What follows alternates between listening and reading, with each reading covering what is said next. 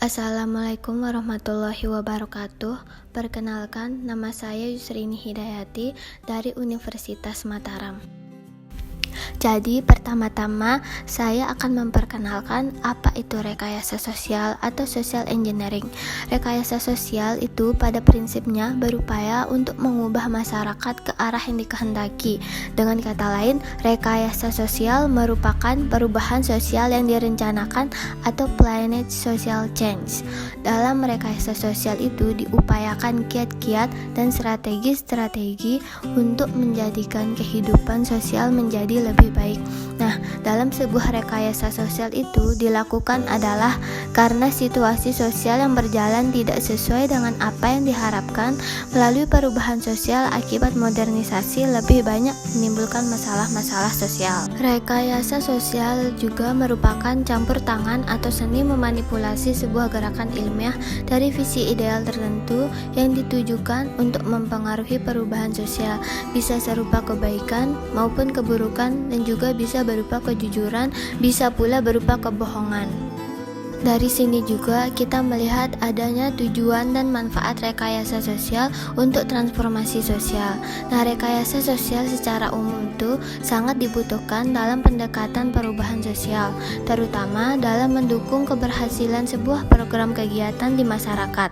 Sebuah masyarakat yang dinamis dan unik memiliki pemikiran tersendiri yang berbeda dari logika yang dibangun oleh pemerintah, yang menyebabkan tidak bertemunya cita-cita dari pemerintah dengan keinginan masyarakat. Oleh karena itu, rekayasa sosial memiliki tujuan sebagai berikut.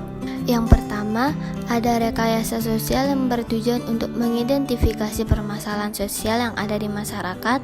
Yang kedua, ada rekayasa sosial yang bertujuan untuk mengidentifikasi kegagalan atau suatu program. Yang ketiga, rekayasa sosial bertujuan untuk mengidentifikasi dan memetakan tokoh-tokoh yang berperan di masyarakat. Yang keempat, rekayasa sosial bertujuan untuk mengidentifikasi nilai-nilai sosial, budaya, adat istiadat, keyakinan, ekonomi dan politik yang berkembang di masyarakat. Yang kelima, rekayasa sosial bertujuan menggiring opini, membangun wacana, dan mengarahkan persepsi masyarakat mengenai sebuah program. Yang keenam, rekayasa sosial berfungsi sebagai sebuah strategi melakukan perubahan sosial di masyarakat. Dan yang ketujuh, rekayasa sosial bertujuan memberikan jawaban pada problem sosial yang mengubah perilaku sosial dan mengubah setting sosial.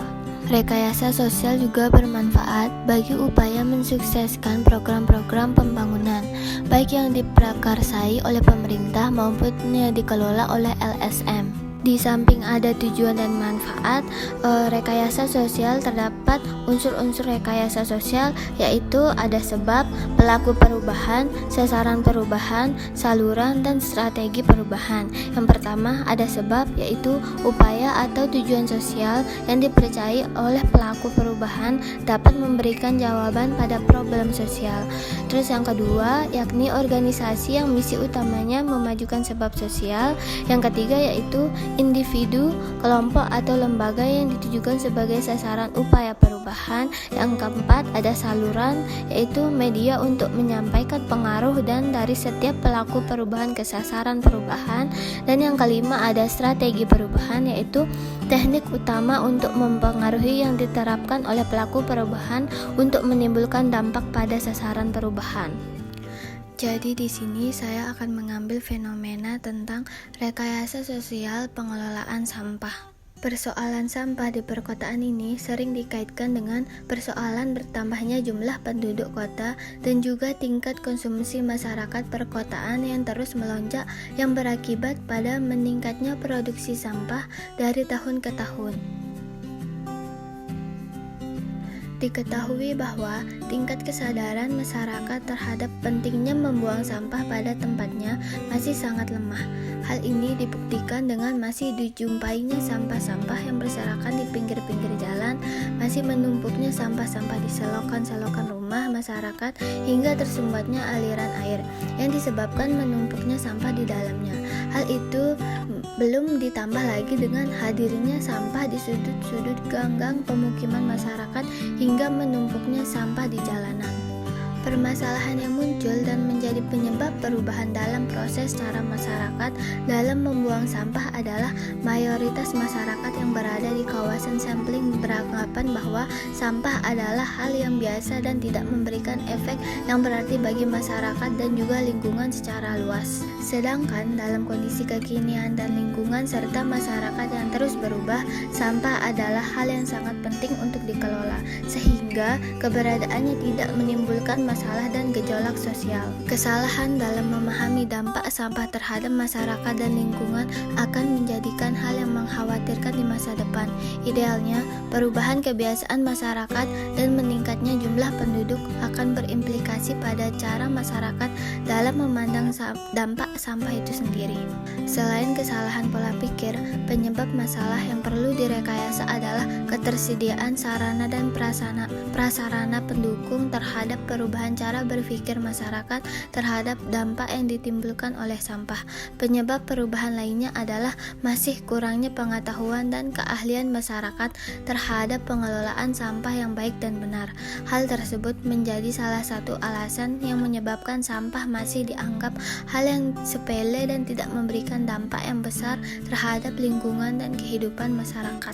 Proses berikutnya yaitu menentukan sasaran perubahan, yang dimana kesalahan berpikir masyarakat adalah tidak menentukan waktu buang sampah sehingga terjadinya ketidakteraturan jadwal pembuangan sampah dan memiliki dampak negatif, yaitu terjadi bau busuk yang menyeruak ke hadapan publik, tersumbatnya saluran air masyarakat yang mengakibatkan banjirnya permukaan jalan, serta tidak indahnya pemandangan kota karena tumpukan sampah-sampah yang berserakan di mana-mana.